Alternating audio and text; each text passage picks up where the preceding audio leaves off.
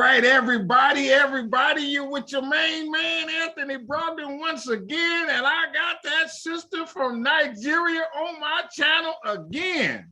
Let me tell you, she can't hear me, right? Let me tell you what happened. The last time she came on, we had some artistic stuff we had to deal with. She hit me up. She said, I'm so excited about this. I got to do it again to get that artistic stuff together. I want them people to know what I'm telling them. They can see me better. I said, oh my God, anytime you want to come on the channel, we coming on the channel, lady. Anytime you want to come on here, let's go. I said, that is fine with me. And here we are again. I'm Anthony Brogdon. You at Strong Inspirations, where we give it to you straight, no chaser, from around the world. I've interviewed people out of Australia. Did you watch that video, the lady out of Australia? Did you see the guy there's two videos out of London, England. There's a video out of Nova Scotia, Canada. There's a video out of Ireland. I found some people out of Barbados that's coming on the channel. I found a lady, how about this? I got a video. I'm doing an interview with a lady out of Shanghai, China. There's some Black history in Shanghai. The train has left the station on this channel. People, I got some people who have called me. I sent out a message or whatever, said, I got 4, 5 people I want you to do. People want to share this history and I want to hear it. And I want you to hear it. Good things is happening at the channel. Tremendous stuff. I really like this. We've celebrated 1 year. We over 200 videos strong, and we ain't stopping. I'm not stopping. And this lady on Nigeria is an example of that. I really love it that she is so committed to coming on here, to telling you all this story and getting it correct. It's a beautiful thing. You know about my festival. I'm gonna go through that real quick. I got the festival next year, May 27th through the 29th in Kansas City, Kansas. You know, I got this movie out. It's called Business in the Black, The Rise of Black Business in America. It's streaming on Amazon. Slaves who went to college, and I name names. Slaves who own businesses, and I name names. Slaves who bought their freedom, and I name names. It's all in my film. It's streaming on Amazon.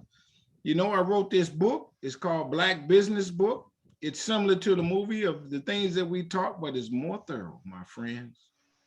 It's over 200 facts. Let me tell you this. How about this one? I was playing tennis. That's kind of one of my exercises. I was playing tennis and I beat the guy. The guy's sitting there moping and stuff like that because he thought he had me and I beat him. And so I said, hey, man, I know you moping and all that, but I got one more thing I need you to do. I wrote this book. I had the book in my tennis bag. And so he looked it over and he said, man, I ain't know none of these facts. You know, he probably went to the section of slaves and all the ways they got their freedom. He said, I ain't know none of that. You just, you telling it right. I said, man, the link is at the back of the book. He bought 3 of them. I had to go to the car and get the other 2. It's that powerful. So get you a copy of my book. It's on Amazon also, but it's go to my website.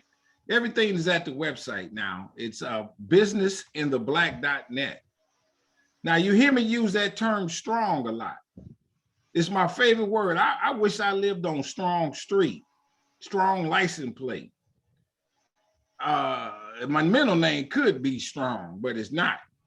And strong stands for strength, tenacity, resilience, and a sense of oneness, nobility, and grace, which is the introduction to my guest today. She's a strong sister. She heard me say she said, oh, I'm ready to go. She's smiling. She's a good-looking lady out of the motherland. I'm excited. She's a heavy hitter, and I know because I interviewed her before. I know the heavy hit. Man, this lady getting awards from presidents and everything else, and she's changing the landscape over there.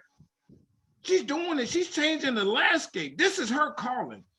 She strong stands for strength, tenacity, resilience, and a sense of oneness, nobility, and grace. And that is my introduction to her because she fits the bill.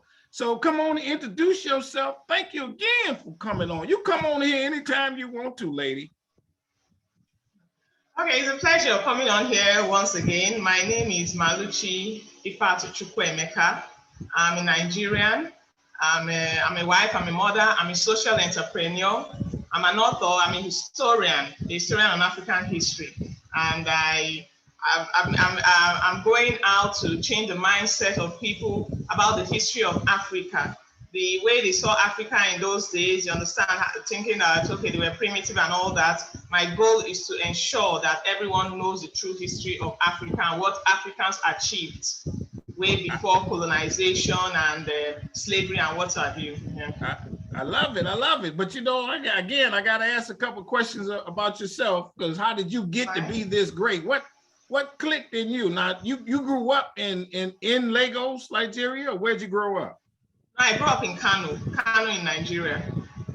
Which is how far from Lagos? Oh, I can't name the kilometers, but it's in the northern part of Nigeria. Lagos is in the southern part of parts. Yes, the poles are parts. Yeah, quite. Most people who even live in Nigeria, a person might not get to Lagos if the person is in Kano, so it's quite a distance. Oh, okay. And what does that place, your city, look like? Is it rural? Is it, you know, got a nice looking downtown, that kind of thing? What does it look like? It's urban. You mean the kind? Which of them, Kano or Lagos? The town you grew up in. Oh, it was an urban city that was quite established. It's an ancient city. Kano is actually an ancient city that had an emir that could be called a king. Okay. Of inventions on their own. They had they had a lot of things which they wove. You understand? And so many things. It was actually a well-standing ancient city of its own. So it's not, and then besides the fact that it was ancient, even at the time we lived there, they had a lot of, it was also a modern city. Oh, is it? Okay. It's one of the modern cities in Nigeria. Yeah. Okay. Let me ask you this. If somebody was to go there, is there something that you would take them to see, like a waterfall or a mount? You know what I'm saying? The biggest tourist attraction there. I would say the Kano Museum. Then, I wouldn't. No, there was no waterfalls. There was, basically the Kano Museum, because, like I said, it's an ancient city that had a lot of relics from the past. You understand? So that on its own was quite fascinating. But besides that, the city has all the other modern facilities there. So all those other things are not things that you say, oh, yes, we are excited about, because these are things that are there. You understand? Yeah. There are parks and other things, but the ancient relics is actually what brings the city out. That's what makes it beautiful to everyone who comes in. Yeah. And so you went to grade school, high school. Do they call them grade schools and high schools and that kind of thing? No, we call it primary school. Primary school, that's primary or elementary school. Okay. Then the high school or middle school is called secondary school. Okay. So my grade school, or primary school, was in Kano. Yes, I attended my grade school in Kano. And so, a personal question: did you get good grades? Did I get good grades? Oh yes, I did. Fantastic grades. Oh, did you? So your good grades didn't let you. Did you go to college? I did. Yes, I attended college. What school? I studied English. I studied English. Oh, really? Yes, what college did you go to? The University of Nigeria in Nsukka. University of Nigeria. And is that in where? It's in the eastern part of Nigeria. But not in Lagos. Southeastern. Not in Lagos, no, not in Lagos. I would say I've kind of toured Nigeria. Yes, growing up, I was born in the north. I schooled partly in the south part of the country for my secondary school. Then I moved to the southeastern part of the country for my college or university. as we call it here. Then I moved to Lagos to work, and then I got married, and I'm settled in Lagos. Okay, I love it. Now, being in what did you hear Black history growing up? Did they teach any Black history growing up in school? Yes, basically, we grew up with history, learning history while in primary school. So the history we learned about, you understand, different African kings, kings from our own places, you know, how they interacted with their people, what they did for their people. Then we also had, okay, that was basically Black history, yes, for our kings, the kings in Nigeria, and the nationalists, the people who brought Nigeria out of colonialism, who started the journey for taking Nigeria out of colonialism into becoming an independent country. So that was most of the Black history which we had while growing up. Yeah, I think the concentration was more on how the concentration while we're growing up was from the nationalist aspect and our kings and the cultural aspect, exactly, of the history of the Nigerian people. Yeah, and then our food and all that. Yeah, that was basically the history we learned while growing up. Yes. Now, we talked about this earlier, so I got a little cheat sheet, so to speak. What happened was Nigeria was a number of tribes. Yes. You belong to a part of a tribe. Yes, I'm Igbo. My tribe is Igbo from the southeastern part of the country. Okay, let me ask you a question. I don't understand. What does that mean that you are part of a tribe? It's just the culture of that area. Are there two tribes in the same neighborhood or something like that growing up, or just that's the part of town which makes up a tribe? Okay, the tribe has to do with it's a vicinity. It covers the language the people speak. It covers their culture. You understand? Similarities in language, in culture, in dressing, in a common history, a common ancestor. Yes, that's basically what the tribe is all about. So when you have, but even in that tribe, you have people from different what they call it, towns. You have people from different towns and villages, you understand, even from that same tribe. Because in the Igbo tribe now, we have quite a number of villages and towns where people are from, irrespective of the fact that they are from the same tribe. So in a tribe right now, you can get as much as, like in Nigeria that has a population of over 200 million, a tribe can be as much as let me say 50 million. One of the major tribes, you can get as much as 20 million, 50 million for the major tribes. Yeah, so the tribe doesn't, it covers it. They come from it, and it's not necessarily, some of them might even have migrated, you understand, moved away from that particular vicinity to another vicinity not too far, and they are still part of that same tribe. But when they come together,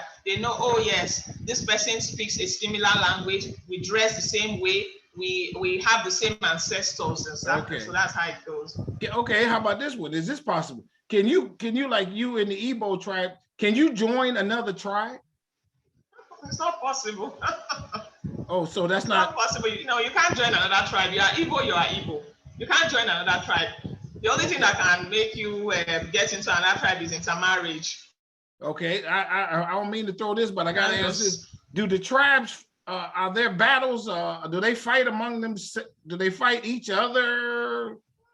Sometimes. Okay, you mean within the naturally the survival, even up to present day, people go out and, you know, it's a survival instinct. Sometimes they go for a coalition. You understand? They come together and say, okay, for a common cause, we will do this. Then there are other times they go out and say, oh, and I'm talking about in the ancient times now. You understand? There are other times they move ahead and say, okay, let us, this particular person, tribe, we want to get this from this tribe or get that from that tribe. And then if they are not cooperating with you and saying, allowing you to take what they want, you could go ahead and say, okay, let us, let's see if we can take it by force, you understand? That's the way it goes. Really? And I think it also happens in present day too. Yeah, Okay. so people come to somewhere and they say, oh, we need this from these people and we need that. And if you use dialogue and dialogue isn't working, you say, okay, let's go through the other route. Okay. Now so now at the beginning, there were these tribes, and then there was the invasion of the Europeans. Yes. And so that, as you said, brought the country and made it different, and then now you had to learn their history. Tell us a little about what happened when the Europeans got there. Okay, I would say in the first instance, before the Europeans even came in and invaded the country, they were actually trading. They came in as traders. You understand? They were trading with the different tribes. They were, besides trading, they were also they were interacting. They were trading. They had a sort of relationship. You understand? They didn't just come to invade. They came in and some of them also came with religion. Yeah, so invasion wasn't the initial stepping stone, what they used in coming into the country. They came in as they wanted to get some things. They wanted, okay, we people have this, you have that. We can trade this, we'll bring this for you, we'll bring that. So there was a lot of openness, and they took them as, okay, these are trading partners. So it was when, like I said, even like I talked about the tribes, the dynamics of the tribe. When they came in and they saw, oh, we could actually use force and get some of these things. Understand? That was when the scramble for Africa took place. That was in the late 1800s. The scramble for Africa took place among the European nations. They came and said, okay, let's see how we can get into Africa. Natural resources and their people. So that was what brought about the scramble. The scramble came with the invasion of which was something that the Africans didn't see coming, because they had seen them as trading partners, but they didn't see them. They didn't see them coming in as people who were coming to subdue them and take from them. So that came with a lot of shock. Okay. All right, so now when they did that, then they started instituting their own way of thinking and living and policies and so on and so forth. Yes, naturally. Well, when people come and they subdue another people, whether through force or through whatever means, they definitely want you to they want to make use of your intellect. They want to make use of your resources, and with that,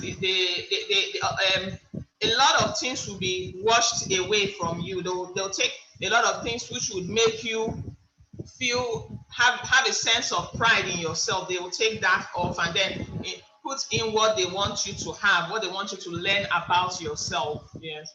Okay, because that was one of the things I remember you said in the other video, is that they did things like when you were growing up and going to the school, you thought very highly of white people. Of course. Yes, of course. What made you think highly of them? I said, I think it had to do with what they brought in. You understand what they brought in? Let me use this example right now. In the ancient, not too ancient at that, my grandmother, when we go to visit her in the village, she has an earthen pot made of clay, which she uses. It stores water. You understand that when it stores water, it's really cold. When you drink it, it's really cold. Okay. So, but at that time, these were inventions which we were using, which our forefathers, our grandparents, our forefathers were using. It was just like a natural refrigerator. Right. You understand? Right. So, but when you come and then you look at it, while growing up, I saw the freezer and the freezer, and I felt, oh, this natural way of taking cold water, it looks primitive. You understand? It doesn't look sophisticated enough. You understand that? You now keep thinking that what your forefathers were doing, which was science in those days, turns out not to be, was primitive. And then you take what has been most times at the end of the day, you notice that some of those things which were given to you and you see as being modern were actually the bedrock of it came from those inventions of the forefathers. Same thing with our houses right now. Most of our houses in Nigeria at the time, and most of Africa, West Africa, which is quite a hot region, was made of this same clay. And the idea behind it was when it's hot outside, it is cold inside. Right. You don't need an AC, you don't need anything because of the way science had made our ancestors know that naturally when you build that with right. the roof, right, it will be cold inside, and then it helps you. It helps with the weather. You don't have to go out to receive breeze and all that. But all that, when we're growing up, we tended to think that all that was primitive. I got you. And that was because of the mindset which was brought in. You understand. You feel that the whites brought this modernity and they brought the other modernity, and you don't look at the other aspects. You understand that growing up, even in ancient times, these people had a lot of modern inventions which are being used right now. So it made, by the time you grow up and you look at that, like I gave the instance of when I went to the village, you start thinking, oh, that means we were not really that smart, we're not really that intelligent. Okay, it wasn't the case. Let me stop you there then. So with that, when you felt that the white people were the way you felt about them, what did that mean? That mean that if you saw one, you always had yes sir, yes ma'am to them, or does that mean that you didn't walk on the same side of the street, or you just gave them a little bit more? No. In Nigeria, such segregation never happened in Nigeria. It never happened. The Nigerians, we never saw that. Our parents never saw such segregation. The much I know. The only thing there was that, it has to do with more of the intellect. You understand? Okay. Because, like I said, Nigerians naturally, every tribe in Nigeria we are proud people in Nigeria, and every tribe believes that they are superior. You understand that they are not inferior to anyone. Okay. So that would have been going too far to say that no, walk on the street. I know Nigeria, it wasn't that way in Nigeria, but it only had to do with the intellect. At the point in time, you just feel that, oh, these people are more intellectually sound than I am. So we're gonna get to your book shortly here and a lot of the facts in it. But then, as a result of that, did you learn a lot of British history? Was that the history that they taught you in grade school, of the great things that the British people did, or whoever the colonizers were? They didn't really teach us British history. The British colonized Nigeria, but we weren't really taught British history. We were taught about the British who were in Nigeria, not necessarily British history. We didn't know about the Celts, the Saxons. I like I said, I studied English, so it was when I studied English that I got to know about all of those tribes in England. I didn't know about that. So, but like I said, what the history was, our kings, the kings in Nigeria, yes. And then the people who helped Nigeria, like they'll say, like a Mungo Park now. Mungo Park, who was said to have discovered River Niger, Mary Slessor, who helped in to stop the killing of twins in one part of Nigeria. Those were the British people, or the white people whom we learned about, not necessarily outside. And then maybe through reading of books, you then learn about Christopher Columbus and other people, but not through our school. So now you've taken up the mantle to want to teach more of what history that you don't think people know about, and that's why you're writing what you're writing. Yes, like I said, growing up, we didn't know. We were taught like our kings and our the people the nobles in African history. That was basically the history that we were taught. But I decided to go ahead. By the time I started, when I had my children, I read a lot of history books for them, and I bought a lot of history books for them. But funny enough, the history books I was buying for them were history of Greek history, Roman history, English history, yes, because I had encountered all of that while I was studying in the university. So I felt that, okay, I wanted them to have a broad world view, know a lot about so many things. But during the course of it, while I was putting them through all this history, I then asked myself a question. I said, fine, we know about our kings, we know about all these other things, but I need my children to also know a lot more about our history, because I could see that in our own time it was a lot better, but it's gradually started waning, even with our own children. So I said, okay, let me do a bit of research to see what we have, what I can dig up for the children on our history. So that was when I discovered that our history wasn't just about our kings and our nobles and other things. I discovered that our history was way, way deeper. Okay. We had do me a favor, give me an example of one of the facts in your book that you talk about. All right, I'll give you the first one, and I like this one. I like it totally. Is I'll tell you about Imhotep. Imhotep was an ancient African scientist who lived over 2,000 years before Hippocrates. Hippocrates, whom the Hippocratic medical oath was taken after, and he lived 2,000, and he was an ancient Egyptian.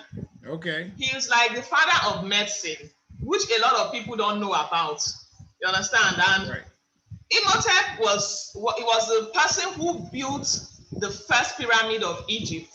Right. And funny enough, when he built it, the people from Greece came around, saw it, and then went to replicate what Imhotep built. You understand? Architecture. He was a polymath. A polymath is someone who is vast in so many things. Yeah. So he was vast in the sciences, he was vast in mathematics, he was vast in medicine, in architecture, name it. So that was the kind of person Imhotep was. So for me, that was a new thing. I never knew. I used to think that, Africans didn't really know much about that. But when I got that, I was impressed. Another person I will talk about is another fact. Okay, this one is even in America right there. Onesimus. He was a slave from the Akan tribe of Ghana. When he came in, he was in Boston. He was he was the person who brought about vaccination. This vaccination which we are talking about, he was the one that introduced it into America when there was a chicken pox pandemic. So when he did that, the people, funny enough, the people there didn't want to take it. The Bostonians said that it was from Africa, it was primitive, and they didn't want anything to do with it. But by the time it was called variolation. By the time they took it and they saw that it saved a lot of Bostonians, they then decided to take it, and it saved a lot of them at the end of the day. And it was through that somebody else then worked on it, and then immunization then came out. But the science behind it was from Onesimus and from Africa, the Akan tribe of Ghana. And I can name them, even talking about that in the aspect of medicine. I got you. Looking in mathematics, I think I talked about the first mathematical tool, the Ishango bone and the Libombo bone. They were bones that were found in Africa. They were mathematical tools that people used to calculate mass. You understand? So when archaeologists saw them, they saw that the calculation were advanced mathematics, not just plain mathematics. And some people said that women used it to calculate their menstrual cycle. So a lot of people say, it was even the African women, the ancient African women who discovered mathematics. They were the first people that records show that they started mathematics. Right. You understand? They had to. So I could go on and on. With I love it. When you talk about the advancements in Africa, even though there are different countries in the continent, you all really look at Africa as one big family. Is that correct? Well, Africans have always looked at, we are one continent. Africa is one continent, but I think the mistake and the myth, which is one of the things I try to debunk in my book, because in each chapter I talk about, when I talk about the advancements in one chapter, we have the advancements, right, the ancient inventions in maths, we have the ancient inventions in medicine, in astronomy, architecture, and all that. When I talk about it, I ensure that it doesn't cover just one aspect of Africa. The book is not on Nigeria or on Ghana or on what they call it, South Africa. Right. It's a wide book, and that Africans, we are one continent, and besides also not putting it as not one country. Another thing I specifically did was I broke a lot of those myths. You understand? Like in a particular part of the book, when I talk about a myth, I could say Africa is a continent. That's a myth which a lot of people think that Africa is a country. Right. I then tell them that Africa is not a country. Africa is a continent that has so many, over 54 countries in Africa. Right. And so inside, even with those countries, you still have over 3,000 tribes there. So it's a disservice to the people of Africa to bring them all as one, because they all have unique dressing, they have unique food, they have each unique culture. I got you. So you can't, irrespective of the fact that, and even in Nigeria as a country, we all have our uniqueness about us. And like I told you, each tribe, even in the same tribe, they could have varying way of doing some things, you understand, but they are the same tribe. So I think the beauty of Africa is the uniqueness of each tribe you come across. So you cannot just put all of them in one box and say, yes, they are one. I love it. When we talk about and this is like per your book, I assume, and I say, if you go back this far, civilization started in Africa. Of course it did. And so, for people to understand how people communicated, that writing and that kind of thing there, all that came out of Africa. Do people understand who are the first, what part of Africa, is it Jerusalem or Egyptian, that all of it kind of started there? That's where whatever advancements went from there and spread throughout Africa and then throughout the world? I wouldn't want to, the more research I've done, you cannot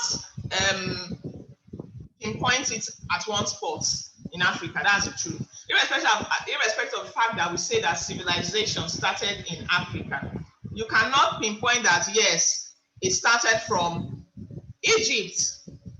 Ancient Egypt is always in the forefront. Right. That's the truth. But in other parts of Africa, just as it was taking place in ancient Egypt, things were also going on in Kemet. Things were, you understand, in present day Sudan. Nubia. Things were going on there. Things were going on in West Africa. I love it. Things were going on in South Africa. I don't know if you've heard about Naphtha Playa. Naphtha Playa, it has to do with astronomy. This was as way back as ancient times. Things were going on there, and this was in South Africa. You understand? So you cannot pinpoint and say, oh, it all started. I know most times, most people want to center it on ancient Egypt, but we cannot even say civilization. I love it. Started from good point. Ancient Egypt. Ancient Egypt was closer.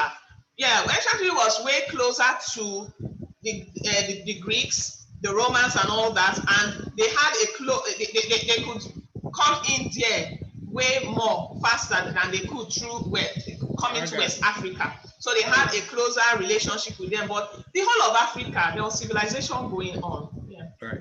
Let me ask you this question. Because of that, and you growing up in Nigeria, is it for someone in Africa, is it easy to travel between the countries? I mean, do you have to have a passport or something like that if you want to go to Egypt or anywhere else? How is it easy for you to travel? No, it's not. It's not. You need to get you need to get your visas for some countries, and of course your passport. Yeah, it's not that easy to travel within Africa. They understand boundaries. Though within the West African, there's West African setup. You can still travel within the countries around you, but I got you. Now let me ask you this. Yes. Let me ask you this. Now, your book, as you said earlier, is going to be a part of a series. You have one book now. Yes. And then you want to write other books to cover more, understandably, because you're continually doing the research.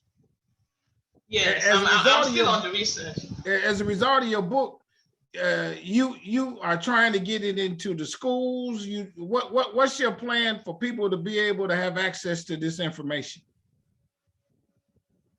Okay, like in Nigeria right now, I take it out to schools. I've been working with schools from time with the work I do. That's the Kids Lit Quiz. It's an international literature quiz competition for schools. So I've been working with schools, and through that, I've been able to give out, tell schools about it. And a lot of schools in Nigeria have bought it for their libraries. I'm also trying to reach out to schools in Ghana to also get them into their libraries. And which other? Rwanda too. Yes, Rwanda and Uganda. I'm not putting it for just. I'm not putting it out for just West Africa or Africa or Nigeria alone.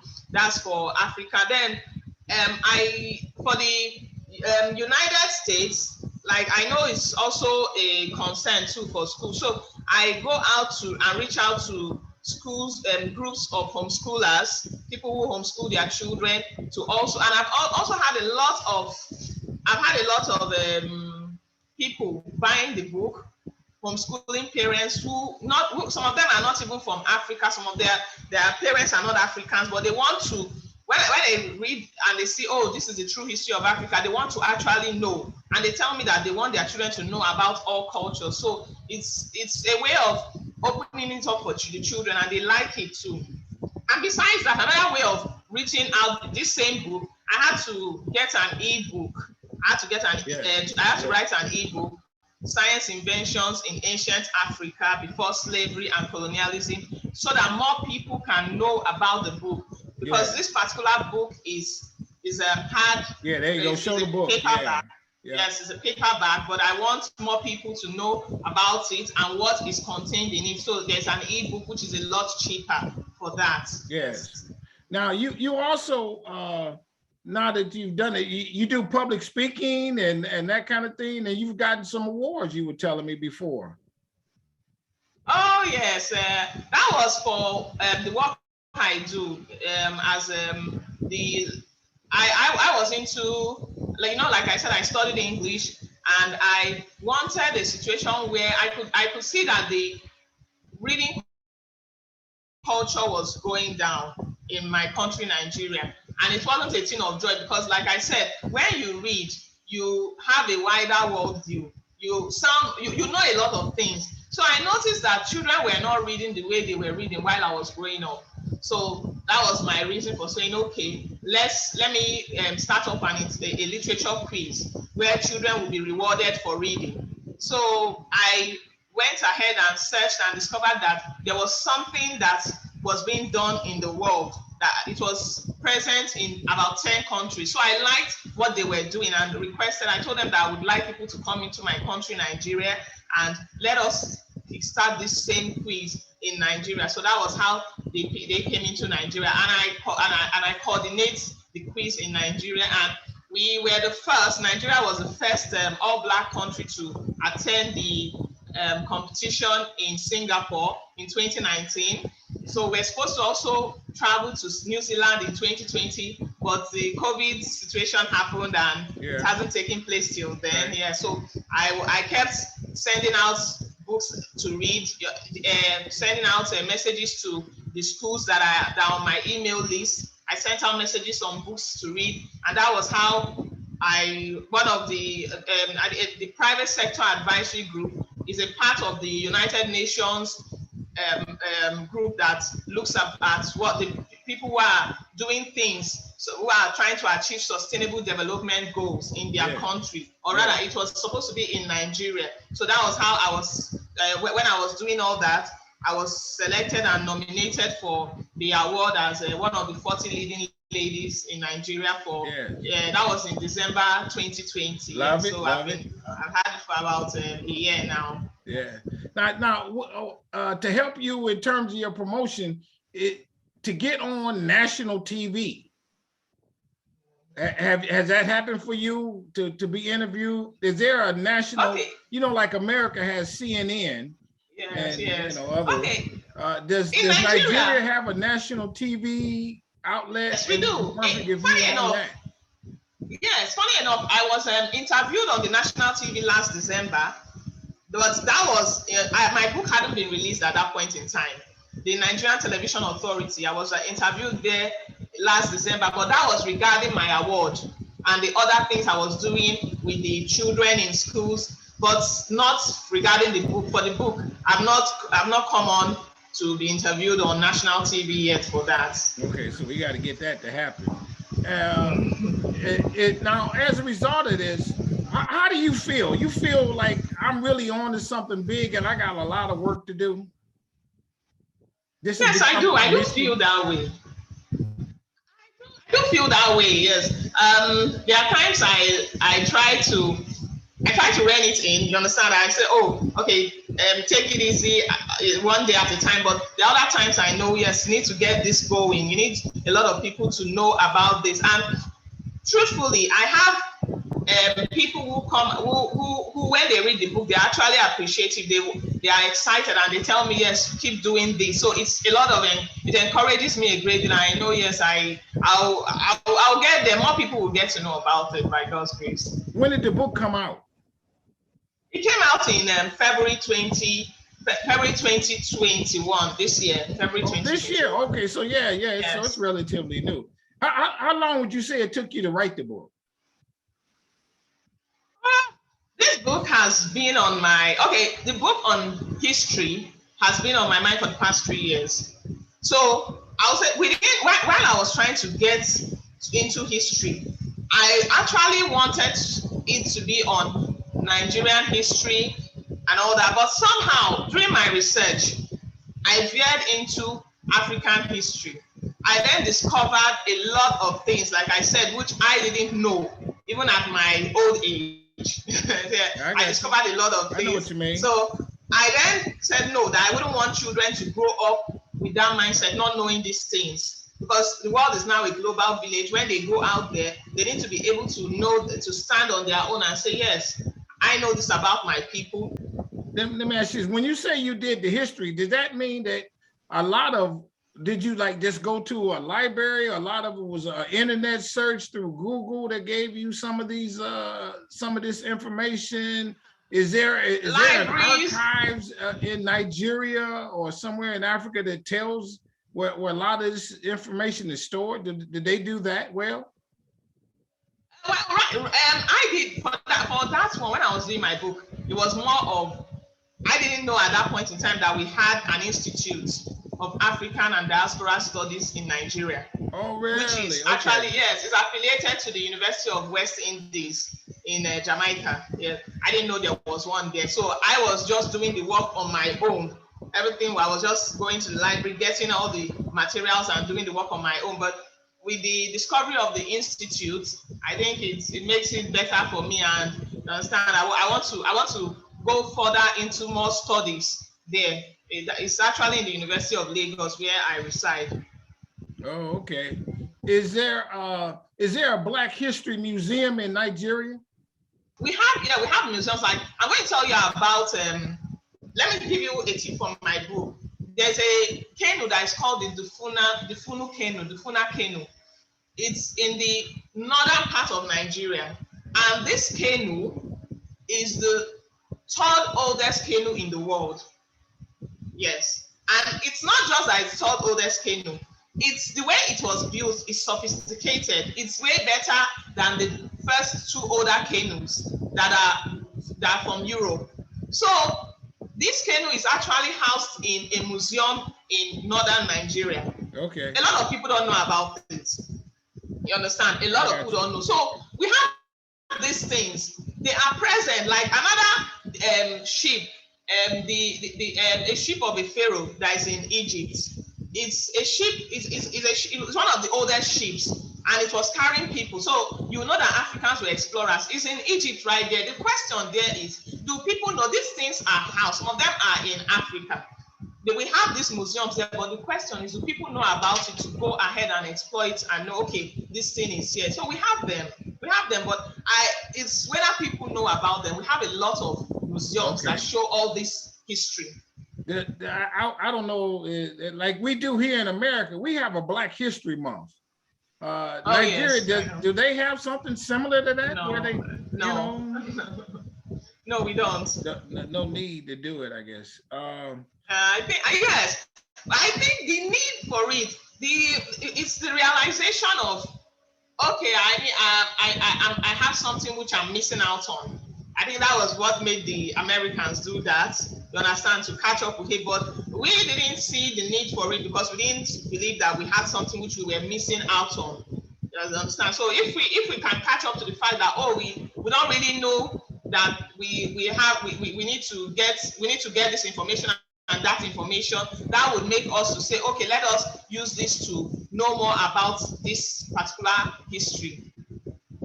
I got you. As we kind of come to a close, let's say, what would be your aim to happen? First of all, how many books do you want to write another book and get another book out? You want to sell, you want to get the books in all of the libraries and the schools for it to be, what, you know what I mean? What's your goal? Okay, my goal is, I want to reach out to as many African countries as I can. You understand, to get these books into their libraries. Not necessarily the curriculum, because the curriculum might be a hard one to go after, but at least the libraries, let these children know that these books are available. The history of Africa is right there. The true history of Africa is right there for you to grab and understand. And I want to also see if I can start up an animation series besides the books. An animation series will make it more acceptable for children, besides the fact that I know reading, part of why I need the book out there is for the reading culture, for everyone to know that you need to keep reading. But the animation series is also for children to get excited watching it, seeing the visual and saying, oh, I understand, and it will make it stick more to them, to their head, and say, oh, I know about Imhotep, I know about Onesimus, and all that. They recall the name. So the animation series is another thing I would really like to do. Yeah. Besides taking it out to different African countries, the books, taking it out there to all different African countries to know about the true history of Africa. You embracing the fame that it might make you famous? Because they're gonna see your face. You got to do a lot of talking. You got to, I mean, you got pretty smile, all your teeth and everything. You got to be ready, lady. You got to be the front of all this. That's what's when we cross that bridge. I wouldn't say I'm afraid, but I would say whenever the opportunity comes for that, if I see that, okay, it has gotten to that stage, we'll hit it, we'll grab it. You understand? I wouldn't shy from it, because it's a very important thing to do. I love it. You understand? And it's a very important message to give across to people. So if it comes with it, it's fine. But of course, I know how to still get my own space back, so it's not an issue. Okay, I got you. Because I mean, that's what's next. You got to travel to them countries. You know, they're gonna need to see you. They're gonna ask you to speak and everything else. You got to tell it. I'm so happy you came on my channel. I'm telling you, I found you somehow. I sent you a message or something like that, and you agreed to come on the channel. And so now I'm glad make sure the people in America know about you. You might be famous in America and don't know. When I'm finished with you, you're gonna be famous over here. And people over, I got people in, I got one lady in Dubai who watched me. Sent me a message. Oh, wow. Watch the channel. You know, it grows. Mine gonna grow, yours gonna grow. Yeah. Thank you so much. Is there a question that I have not asked you? I know we talked a little like, show us the book again, and what is your website, that kind of thing. Okay, the book, this particular one is Hidden Histories, the Science World of Ancient Africa. Right. It talks about basically anything you can think about science in Africa, which you didn't know happened in ancient Africa. Inventions and scientists in ancient Africa. This book talks about it. That's the book right there for you. Right. So, and it also breaks a lot of stereotypes and myths about ancient Africa. Thought, okay, Africa was uncivilized. Africans did not travel out of the continent. Africa for you. And then my website is. And what's your website? My website is www.maluchiifatu.com. Okay, we're gonna put that all in the description. I thank you again so much for coming on the channel. We're gonna talk again. Yeah, it's a pleasure. There's more you can tell me. I got a few more questions. We're gonna do it in another segment sometime in the near future. Everybody, it's me, your buddy Anthony Brogdon. I'm coming from across the water a long way. I've been to Asia, and I've been to the Caribbean, and I've been to Europe, but I have not been to Africa, and I gotta get there. I'm on my way. I gotta get to Africa, and that's the plan. Everybody and my guests, you watching me, go to Africa. It's beautiful. I know it is. There's beautiful people over there too. You'll enjoy it. Hit the subscribe button on this channel. Hit the subscribe button. Hit the like button on this video, because I know you like it. She gave it to you, straight, no chaser. Told you exactly what happens. Hit the notifications bell. When the videos come up, you get notified. You get a ding or something like that to say there's another strong inspirations ready to be viewed. And then tell somebody about us. Don't keep it to yourself, sitting there acting like you know everything just because you watched one of the videos and don't want nobody else to know. Share this with them. Share the link, whatever you got to do to get the word out. I truly appreciate it. And to you, my guests, I say this once again with all sincerity. I want you to stay strong, stay safe, stay on your grind. I love what you're doing. I got royalty on my channel. I got the next greatest on my channel, everybody. There she is, smiling, looking good. Husband in the background cheering her on, and the kids all happy for her. She on to something big. And here she is on Strong Inspirations. Thank you again. Tell everybody I said thank you. And tell them all I said I love them. Thank you. I'm coming. With that, I say bye-bye, we out. Yeah, bye-bye. Oh, now let me ask you, how do we say bye-bye in your native language? Nabo. Bye-bye. There you go. That's the gas word. Bye-bye. All right, take care. Yeah, bye.